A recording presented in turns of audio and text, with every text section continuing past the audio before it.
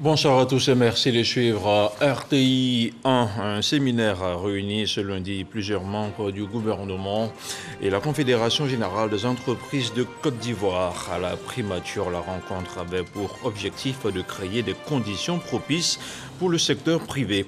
Le Premier ministre s'est réjoui de la volonté des acteurs au grand complet à lever tous les obstacles pour l'avancement des dossiers.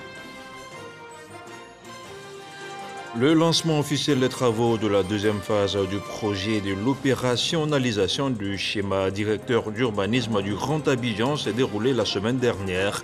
Le projet permettra de doter nos villes des outils de planification susceptibles d'insuffler un développement urbain durable. Et puis dans un communiqué publié ce lundi 25 octobre, le gouvernement du Mali a déclaré persona non grata. Le représentant spécial de la CEDEAO dans le pays, Hamidou Boli, est accusé d'agissement incompatible avec son statut. Il dispose à présent de 72 heures pour quitter le territoire malien. Merci de regarder RTI 1. La concertation entre l'État et le secteur privé, amorcée depuis le séminaire gouvernemental tenu en avril dernier, commence à porter des fruits. Après le séminaire gouvernemental, les échanges bipartites avaient abouti à la mise en place de groupes de travail mixtes, des groupes qui devaient réfléchir sur des problématiques relatives à l'environnement des affaires, aux questions structurelles et de gouvernance. Et ce lundi, à l'ouverture de la rencontre, le Premier ministre Patrick Achi a salué la participation active aux travaux des organisations patronales. Alexis Ouedraogo. Le 23 avril dernier, à la salle des pas perdus du palais présidentiel, le Conseil des ministres s'ouvrait au secteur privé. Une première pour traduire l'ambition de l'État, celle de faire du dit secteur une pièce maîtresse de l'économie. Ce lundi à la primature, l'heure était à la synthèse des travaux du groupe de travail sur la réduction des délais de paiement de créances de l'État. 6 groupes de travail ont été constitués pour travailler, réfléchir sur un certain nombre de problématiques. C'était des groupes de travail mixtes, État, secteur privé, et nous rentrons maintenant dans la phase d'analyse du travail de ce groupe. Et à travers cette séance de travail de ce jour, présidée par M. le Premier ministre lui-même, nous sommes dans un processus qui convient parfaitement au secteur privé et qui nous permet d'être totalement confiants à ce qu'à l'issue de ce processus-là, un certain nombre de décisions, un certain nombre de points d'arbitrage soient clairement traités. Et pour aboutir à ces résultats probants, l'État a mis sur pied les groupes avec une démarche claire, discuter avec l'ensemble des acteurs, dissocier les points de consensus, ceux nécessitant des ajustements et ceux impliquant l'arbitrage du Premier ministre. Le secteur privé reste l'une des clés incontournables du développement. L'État ivoirien entend en être le plein catalyseur dans le processus de création de richesses. Le chef du gouvernement a pris part à la cérémonie inaugurale du Centre d'études prospectives. Selon le Premier ministre Patrick Achi, ce groupe de réflexion doit être un vecteur indispensable pour promouvoir les modèles économiques et accélérer le développement. Les premières discussions ont porté sur la ZLECAf, un levier pour la sécurité alimentaire de l'Afrique. Le compte-rendu de Noël Yagno. Le Centre d'études prospectives CEP, un cercle de réflexion appelé communément think tank. Il sera animé par des cadres du public et du privé, des universitaires, des chefs d'entreprise, des étudiants, des leaders d'opinion et autres. Il est mis sur les rails ce 25 octobre avec une feuille de route. Réfléchir aux questions du passé, aux défis de demain et aux contraintes du quotidien dans un cadre apolitique, indépendant et constructif. Au cœur des réflexions de ce jour du lancement de leurs activités, la zone de libre-échange continentale africaine, un levier pour la sécurité alimentaire en Afrique. Une Afrique grosse de potentialités. 60% des terres arables non exploitées se trouvent en Afrique. Quand je pense à l'Afrique, je pense également aux réservoirs solaires que nous avons. Nous avons 40% des énergies de ce monde. Le paradoxe, c'est que l'Afrique peine à nourrir sa population. La preuve. Aujourd'hui, plus de la moitié de la population africaine, soit 675 millions de personnes, souffrent d'insécurité alimentaire et 250 millions de personnes sur le continent sont sous-alimentées. 144 millions d'enfants de moins de 5 ans ont un retard de croissance. Ceci dans un contexte marqué par une crise économique amplifiée par la pandémie Covid-19.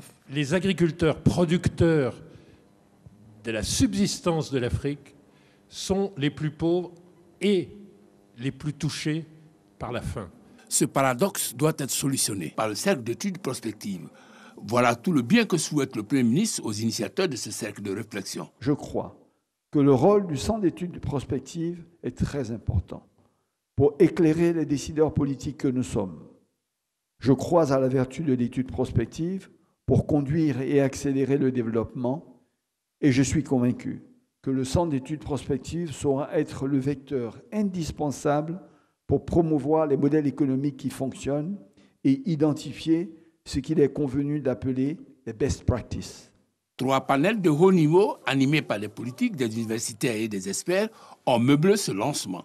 Ils ont approfondi les réflexions sur déclaration et action, état des lieux de la sécurité alimentaire en Afrique, les politiques de facilitation des échanges, enfin, les chaînes de valeur agricole continentales, enjeux et défis. La première réunion du comité conjoint de coordination et de suivi du projet du schéma directeur d'urbanisme du Grand Abidjan s'est tenue vendredi dernier. La rencontre marquait aussi le lancement de la deuxième phase du projet du schéma directeur d'urbanisme du Grand Abidjan. Elle a été présidée par le ministre de la Construction, du Logement et de l'Urbanisme. Les discussions ont notamment porté sur le calendrier et la structure de la mise en œuvre de ce projet. On en parle avec Jean-Luc Mangbo. C'est un document de planification urbaine qui fixe les grandes orientations de l'aménagement et du développement de l'agglomération abidjanaise à l'horizon 2030. Le schéma directeur d'urbanisme du Grand Abidjan, SDUGA, reste néanmoins à pas à faire pour lui garantir une mise en œuvre efficiente. En 2013, tout juste à la sortie de la crise, les projections que nous avons faites ne peuvent pas être justes. Quelques années plus tard, nous avons constaté, au regard du dynamisme économique, démographique et spatial de notre agglomération, qu'il y a nécessité de revoir les propositions qui ont été faites. Ce comité d'experts qui se réunit aujourd'hui a pour mission de mettre en place un mécanisme qui va renforcer l'efficacité de la mise en œuvre du SDUGA, avec notamment l'appui technique et financier de l'Agence japonaise de coopération internationale, JICA. La mise en œuvre de ce schéma directeur permettra notamment au ministère de la Construction d'encadrer le développement urbain durable du Grand Abidjan. Il constitue aujourd'hui le principal document d'orientation spatiale de tous les projets d'infrastructure sur le territoire du Grand Abidjan. Il permet en outre à mon département ministériel en charge de l'urbanisme d'encadrer plus efficacement le développement urbain du Grand Abidjan dans un cadre normatif conforme aux meilleures pratiques et dans une perspective durable. Au cours de cette réunion, les experts ont pu notamment réfléchir sur des questions comme la validation du calendrier et la structure de mise en œuvre du schéma directeur, ainsi que l'année de référence qui devrait être repoussée de 2030 à 2040. Autre chose à présent, malgré l'adoption du système LMD en 2012, aucun des établissements supérieurs ivoiriens ne figure dans le top 100 des meilleures universités africaines en 2021. Et pour rectifier le tir, le Fonds Stylophon pour la science, la technologie et l'innovation a entamé à Grand Bassam un atelier de réflexion sur le sujet. Objectif, améliorer la performance des universités ivoiriennes. L'éclairage de Godefroy Okambawa. Chaque année, les établissements d'enseignement supérieur font l'objet d'un classement au niveau continental et international par des institutions habilitées. Au plan mondial, l'université américaine Harvard arrive en tête du classement. Au plan africain, l'université de Cape Town d'Afrique du Sud confirme son statut de leader sur les 200 meilleures universités africaines en 2021. La Côte d'Ivoire se positionne à la 197e place avec l'Institut Polytechnique Félix Houphouët-Boigny de Yamoussoukro. Un classement peu honorable que le Fonds pour la science, la technologie et l'innovation souhaite améliorer à travers ces ateliers de réflexion. Nous comprenons difficilement que certains pays africains, moins riches que la Côte d'Ivoire, ont leurs universités qui figurent parmi les meilleures universités du continent. Il nous faut donc nous ressaisir, mutualiser nos forces et tout faire pour que d'ici 2 ans, les universités publiques ivoiriennes figurent au moins parmi les 100 meilleures universités africaines. Ce changement de positionnement passe par la redynamisation du management et la Suisse soutient cet engagement des acteurs de l'enseignement supérieur. Puisque la Suisse finance le Centre suisse de recherche scientifique depuis 70 ans dans le pays, on a évidemment un intérêt à ce que les universités, les hautes écoles ivoiriennes soient bien classées dans le continent. Et si on peut y contribuer de manière directe ou indirecte, nous serons très satisfaits. Pour la tutelle, l'État mettra tout en œuvre pour y remédier. Sur le budget 2021, on avait environ 5 165 milliards qui étaient en jeu. Et sur les 5 165 milliards, vous aviez 1 395 milliards, soit un peu plus de 27% de ce budget qui était alloué à l'ensemble des 3 sous-secteurs du système éducatif. Ce qui est énorme comparé à ce qui s'est fait dans les autres pays de la sous-région. Mais malheureusement, quand on regarde le classement des 200 premières universités africaines, aucune université ivoirienne n'est là-dedans. Alors, donc il faut faire en sorte que cette anomalie criarde soit corrigée pour une question de visibilité et de crédibilité même de nos universités. Ces réflexions devront permettre de dégager des pistes de solutions durables afin de contribuer au positionnement de la Côte d'Ivoire vers le top 100 des meilleures universités du monde. Elle était sur le terrain. La ministre de la fonction publique et de la modernisation de l'administration était dimanche au centre de correction des copies des concours administratifs. Il s'agissait pour Anne-Désirée Ouloto de suivre à la lettre toutes les étapes du processus d'organisation de ces concours. Rascando. Institut pédagogique national de l'enseignement technique et professionnel, IPNEP. Dans la cour, l'on remarque la présence des forces de défense. La raison, assurer la sécurité. L'IPNEP étant le seul centre retenu pour la correction des copies des 53 concours sur les 353 tenus le 9 et 10 octobre. Les correcteurs, ce sont des enseignants, des fonctionnaires, des professionnels de l'administration qui se sont inscrits. Chacun étant spécialiste dans une matière ou 2 ou 3 matières, c'est possible. Mais en tout cas, c'est en tenant compte de ces spécialités qu'ils ont été sélectionnés et des barèmes qui leur ont été mis à disposition par les unités pédagogiques. Et c'est à la suite que ces enseignants ont pu effectivement corriger toutes ces copies que vous voyez là, qui sont classées par session et par discipline. Pour s'assurer du bon déroulement du processus, la ministre de la fonction publique et de la modernisation de l'administration s'est rendue sur le site. Ces corrections font partie des innovations apportées dans l'organisation des concours cette année, c'est-à-dire la proclamation des résultats après chaque session. Et je suis venu constater que les copies ont été effectivement corrigées et bien corrigées. Des notes sont apposées, les correcteurs ont leur nom, ils ont leur signature également. Donc, tout ce contrôle est très bien fait. Les équipes techniques ont toutes les données pour pouvoir faciliter la suite du processus, notamment à la compilation des notes et la mise à disposition des relevés des notes. Et c'est sur la base de ces relevés des notes que le travail sera achevé. Une action qui participe de la crédibilisation et de la transparence des concours. La ministre Anne Ouloto met également en garde. Je n'accepterai aucun fonctionnaire dans l'administration qui aura payé pour entrer à la fonction publique et à éviter de se laisser avoir par ces vendeurs d'illusions. Il se trouve malheureusement que 3 individus se sont permis d'imiter la signature du ministre de la fonction publique que je suis. Donc nous avons intercepté 3 signatures non conformes dans tout ce process. 2 parmi ces 3 personnes ont été prises hier par la gendarmerie dans un centre à Yopougon. Je voudrais lancer un appel à toutes ces personnes pour leur dire attention, le pays avance bien, les choses changent et que désormais seul le mérite devra compter. Pour rappel, les compositions des concours de la fonction publique ont démarré depuis le 9 octobre et vont s'achever le 21 novembre prochain. On parle maintenant de transformation digitale avec le ministère de l'économie numérique, des télécommunications et de l'innovation qui a ouvert vendredi dernier des réflexions autour de l'accélération de la transformation.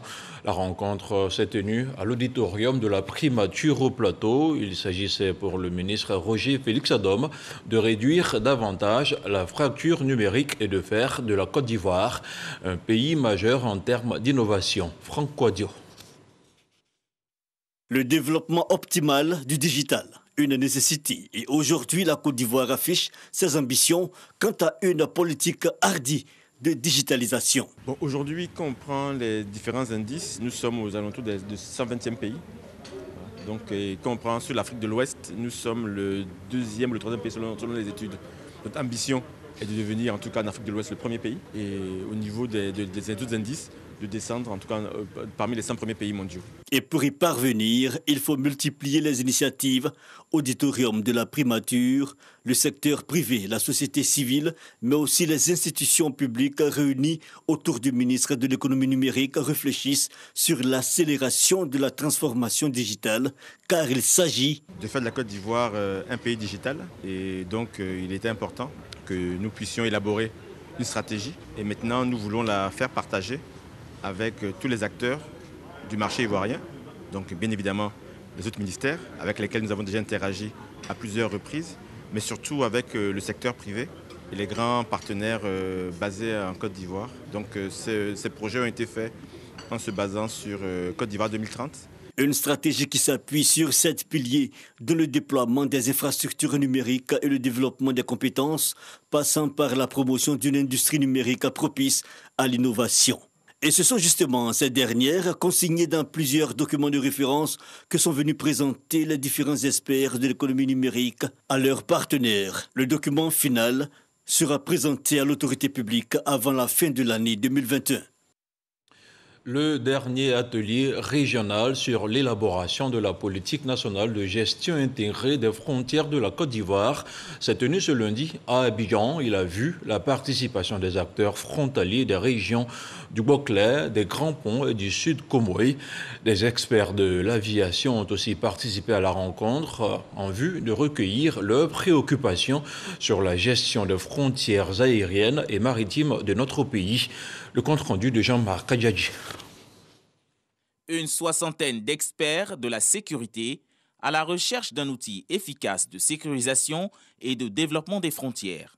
La non-matérialisation de ces frontières, le déficit criard d'infrastructures et la récurrence des conflits fonciers sont relevés par ces techniciens aux frontières terrestres. Des difficultés dans d'autres zones frontalières ont notamment été constatées lors de cette rencontre.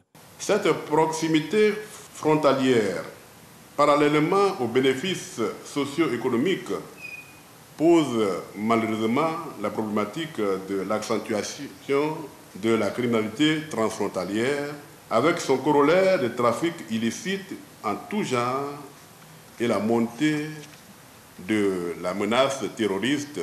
Les questions de détérioration ou d'érosion des habitations sur la façade maritime, la question de l'employabilité ou des jeunes qui vivent dans cet espace marin, parce que c'est d'autres activités, les activités de pêche. Donc, tous ces problèmes-là devront être passés au peigne fin. Et je pense que ce sont les représentants des communautés, des administrations, des forces de défense et de sécurité qui sont présents à cet atelier qui nous permettront de toucher du doigt la réalité des problèmes dans ces zones frontalières. Ce colloque à Abidjan est la 4e étape après celle d'Abengrou, de Korogo et de Mans. Il vise aussi à informer et sensibiliser toutes les parties prenantes sur l'importance d'élaborer un plan d'action afin de faire de l'espace frontalier ivoirien une zone de sécurité et de paix.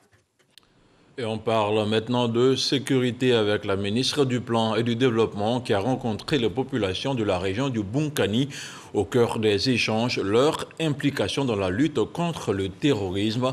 Nialé Kaba appelle à une franche collaboration entre les forces de défense et de sécurité et la population. À Bouna, le compte-rendu d'Herman Niamia. Dans la cour de la préfecture de Bouna, une rencontre d'échange avec la population de la région du Bunkani. L'initiative est de la ministre du Plan et du Développement Nialé Kaba.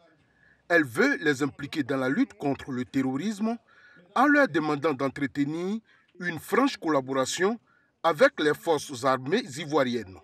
Selon le préfet de la région du Bounoukhani qui a situé le cadre de cette rencontre, des personnes issues de certaines communautés sont complices des bandes armées qui attaquent les positions des forces armées ivoiriennes. Ce que je voulais d'abord relever, on ne taxe pas une communauté. Loin de cela, nous voulons simplement que d'un commun accord, on fasse en sorte que notre région soit épargnée. Que tous ceux qui viennent, que vous ne connaissez pas, mais même que vous connaissez, qui sont partis et qui ont mis du temps et qui reviennent, soient signalés pour que nous suivons leurs pas au jour le jour. Les renseignements nous parviennent pour dire que vous avez des enfants bourviers à qui on donne 500 000 et une moto qui sont en train d'être recrutés. Venus en grand nombre pour assister à cette rencontre, les communautés étrangères se sont engagées à aider les autorités à lutter contre les terroristes. On a compris ce que Madame elle a dit, on est d'accord aussi. Nous tous, on va mobiliser pour faire ce qu'ils ont demandé. La ministre du Plan et du Développement s'est réjouie de l'engagement des différentes communautés à aider les forces de défense et de sécurité. Je voudrais saluer la coopération de la communauté Peul, disposée à travailler avec l'administration pour que les malfaisants qui sont en train d'infiltrer la communauté puissent être démasqués et extraits pour que cette hospitalité que la région a bien voulu leur donner, cette hospitalité-là soit protégée. Après cette rencontre avec la population, Nialé Kaba a sollicité une lecture coranique pour confier la région de Bounoukhani à Dieu à la grande mosquée de Bouna. Une lecture qui a réuni plusieurs fidèles musulmans, des élus et cadres de la région. On parle maintenant de santé avec le point de la situation de la Covid-19.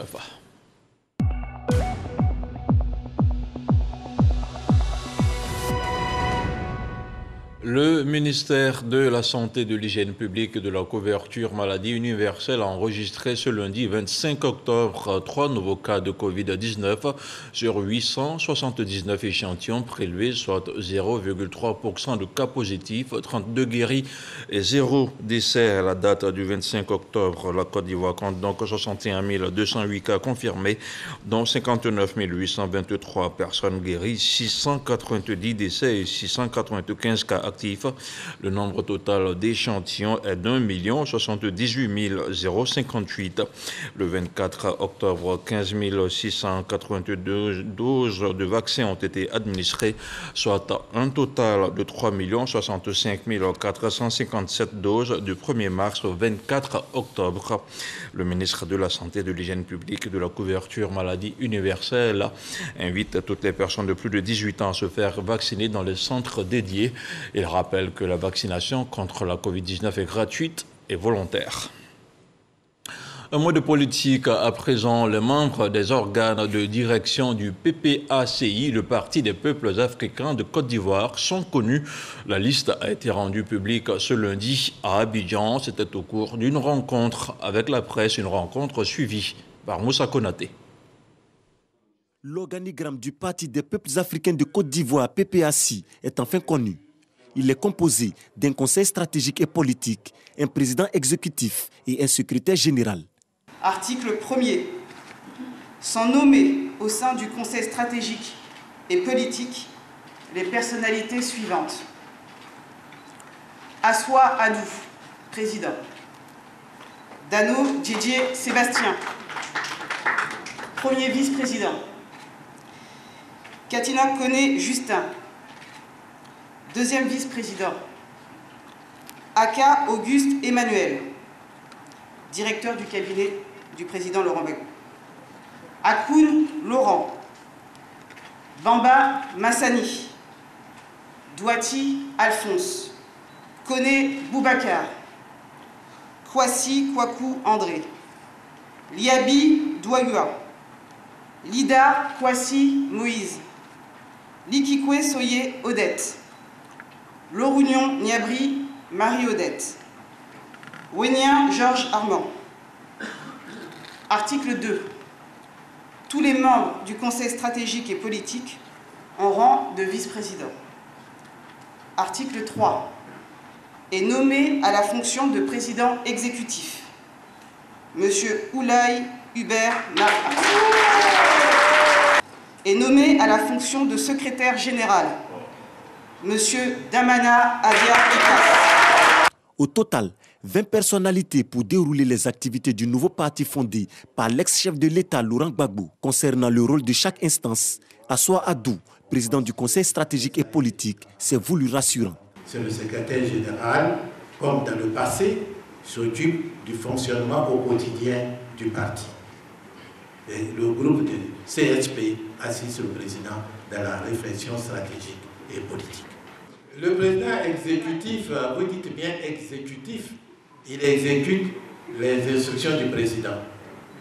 Pour rappel, le Parti des peuples africains de Côte d'Ivoire, PPAC, a vu le jour les 16 et 17 octobre dernier à l'issue d'un congrès constitutif. Et la scène politique ivoirienne s'enrichit d'une nouvelle mouvance. Il s'agit de la coalition des jeunes alassanistes pour le progrès.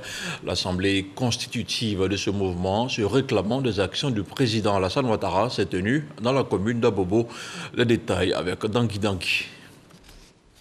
L'Assemblée générale constitutive de la coalition des jeunes alassanistes pour le progrès, COJAP, a eu lieu au centre culturel de la commune d'Abobo dans une ambiance de meeting politique.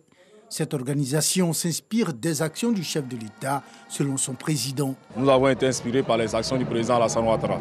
Alassane Ouattara, lorsqu'il vient en Côte d'Ivoire, vient pour soigner la Côte d'Ivoire et les résultats ont été vus. Ce combat est soutenu et parrainé par le professeur Adama Diawara, par ailleurs ministre de l'Enseignement supérieur et de la Recherche scientifique. Le mouvement naissant est un mouvement d'avenir à la fois pour mon parti, le RHDP, mais également pour toute la Côte d'Ivoire.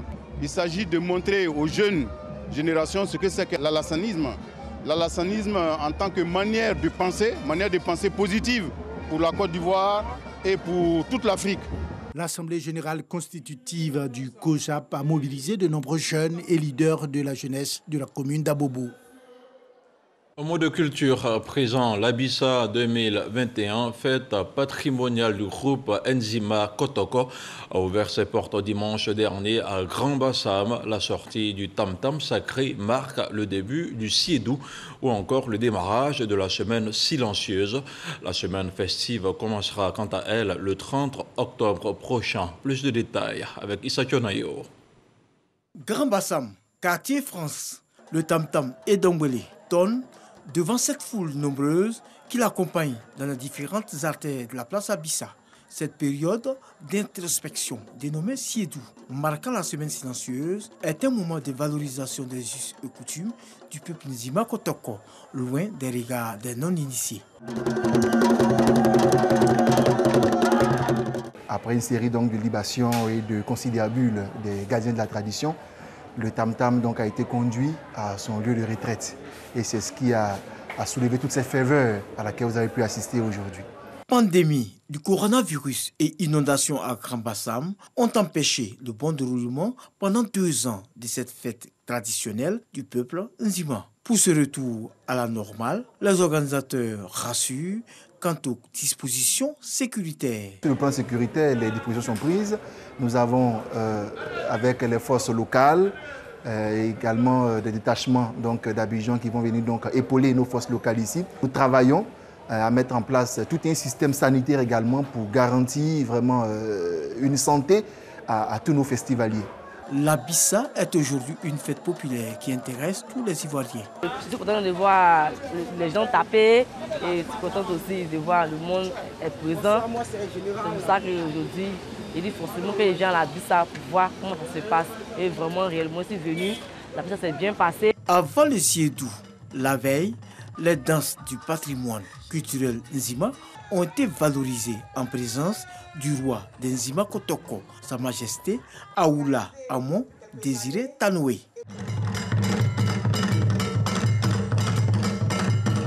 La période silencieuse de l'Abissa 2021 prend fin le samedi 30 octobre prochain. Suivra automatiquement la semaine festive qui s'achèvera le 7 novembre 2021 à Grand Bassam. Et la Côte d'Ivoire qui est si riche de sa diversité ethnique et culturelle. Et on termine ce journal tout en illustration. Le 15 novembre, c'est la nouvelle date du procès qui oppose Mahaman Ousmane de la République du Niger devant la Cour de justice de la CEDEAO. Le candidat malheureux à la dernière présidentielle accuse le pouvoir de discrimination et de violation de ses droits pendant les élections. En procès hors siège à Abidjan, la Cour de justice de la CEDEAO a souhaité un report pour fournir davantage de pièces au dossier. Elle souhaite également auditionner les différentes parties. Dans l'actualité hors de chez nous, le texte ne dévoile pas les faits précis reprochés à Hamidou Boli. En poste à Bamako depuis juillet 2019, le représentant de la communauté économique des États de l'Afrique de l'Ouest CEDEAO au Mali a été expulsé pour agissement incompatible avec son statut. C'est ce qu'a indiqué ce lundi le ministère malien des Affaires étrangères. Le diplomate burkinabé dispose à présent de 72 heures pour quitter le territoire malien. Et puis le secrétaire général de l'ONU, Antonio Guterres, condamne ce qu'il qualifie de coup d'État militaire en cours et demande la libération immédiate du Premier ministre Abdallah Hamdok au Soudan. Ce lundi 25 octobre, le général soudanais Abdel Fattah al-Burhan a annoncé la dissolution du gouvernement de transition. Il a aussi décrété l'état d'urgence. De son côté, l'Union africaine, dans un communiqué, a fait part de sa profonde consternation. Elle appelle à la reprise immédiate des concertations entre civils et militaires. Et c'est la fin de cette édition d'information. Mardi, ne manquez pas le 6h30, il sera l'affaire de Régis Kofi. D'ici là, portez-vous bien et que la paix soit chez vous.